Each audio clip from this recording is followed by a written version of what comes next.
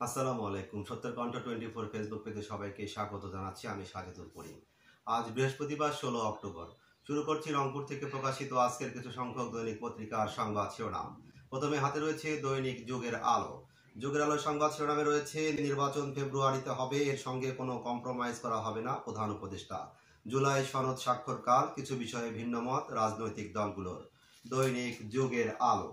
দৈনিক আমাদের প্রতিদিনের সংবাদ শিরোনামে রয়েছে কাগজে কলমে প্রকল্প, মাঠে নেই কার্যক্রম, এনজিওর বিরুদ্ধে অর্থ আত্মসাতের অভিযোগ। 105 জন নতুন সদস্য অন্তর্ভুক্ত, গণমাধ্যম কর্মীদের জন্য 33 বছর পর উন্মুক্ত হলো রংপুর প্রেস ক্লাব। তরুণদের ভোটই হতে পারে নির্বাচনের গেম চেঞ্জার। দৈনিক আমাদের প্রতিদিন।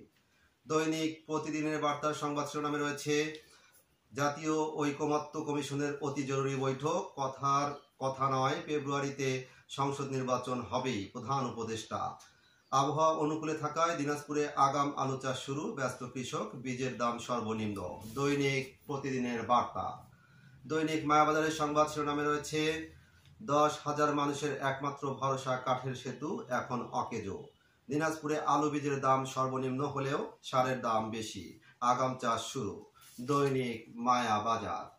দৈনিক প্রথম খবরের সংবাদ শিরোনামে রয়েছে ইরানি রাষ্ট্রদূতের সঙ্গে রংপুর চেম্বার নেতৃবৃন্দের মত বিনিময়, হাত ধোয়ার নায়ক হন প্রতিপাদ্যে। রংপুর সহ বিভাগের বিভিন্ন স্থানে বিশ্ব হাত ধোয়া দিবস পালিত। দৈনিক প্রথম খবর। এই ছিল রংপুর থেকে প্রকাশিত আজকের কিছু সংখ্যক দৈনিক পত্রিকার সংবাদ শিরোনাম। নিয়মিত সংবাদ জানতে চোখ রাখুন সত্যের কণ্ঠ 24.com ও সত্যের কণ্ঠ 24 ইউটিউব চ্যানেলে।